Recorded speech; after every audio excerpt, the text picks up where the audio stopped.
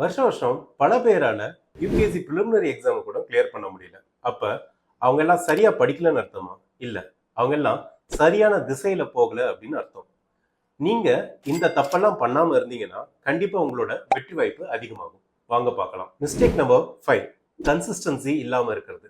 UPSC எக்ஸாம்ன்றது ஒரு marathon, sprint இல்ல. சில பேர் தொடர்ந்து 2 நாள் சீரியஸா படிப்பாங்க, 3வது நாள் டயர்ட் ஆயிட்டு படுத்துடுவாங்க. அப்படி இல்லை, ஒரு நாளைக்கு 14 மணி நேரம் படிக்கிறத விட தொடர்ந்து 5 நாள் குறிப்பிட்ட அளவுக்கு சரியா படிக்கிறது தான் யூபிஎஸ்சிக்கு ரொம்ப முக்கியம். மிஸ்டேக் நம்பர் 4, மார்க் டெஸ்ட்லாம் ப்ராக்டிஸ் பண்ணாம டைரக்டா ப்ரிலிமினரி எக்ஸாமுக்கு போறது.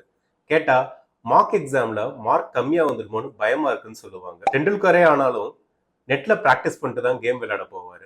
மார்க் எக்ஸாம் எழுதுறதுனால தான் உங்களோட தப்பு என்ன அப்படின்னு கண்டுபிடிக்க முடியும். மார்க் கம்மியா வந்தா பயப்படாதீங்க. தப்பு ஐடென்டிஃபை பண்றதுல மார்க்ஸை விட பெஸ்ட் ப்ராக்டிஸ் வேற எதுவுமே கிடையாது. மிஸ்டேக் நம்பர் 3, எப்ப ஆன்சர் ரைட்டிங் ஸ்டார்ட் பண்றீங்கன்னு கேட்டா சிலபஸை முடிச்சுட்டு ஸ்டார்ட் பண்றேன்னு சொல்றது.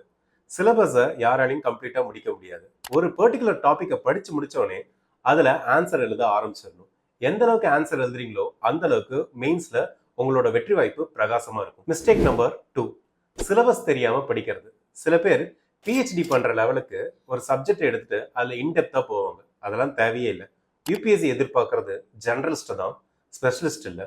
ஒரு சப்ஜெக்ட்னா அதுக்கு சிலபஸ் என்ன, அதை எவ்வளவு தூரம் படிக்கணும் அப்படின்றத தெரிஞ்சுட்டு படிக்கிறது தான் ஒரு நல்ல யூபிஎஸ்சி ஆஸ்பிரண்ட்டுக்கான அடையாளம். மிஸ்டேக் நம்பர் 1, புக்ஸ் வாங்கி குவிக்கிறது.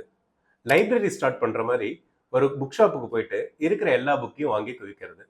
லக்ஷ்மிகாந்த், டிடி பாசு அப்படின்னு சொல்லிட்டு பாலிட்டிக்கே பல புக்கு, அதே மாதிரி ஸ்பெக்ட்ரம், விபின் சந்திரன் ஹிஸ்டரிக்கு பல புக்கு. இதெல்லாம் தேவையே இல்லை. ஒரு சப்ஜெக்ட்டுக்கு ஒரு ஸ்டாண்டர்ட் புக்.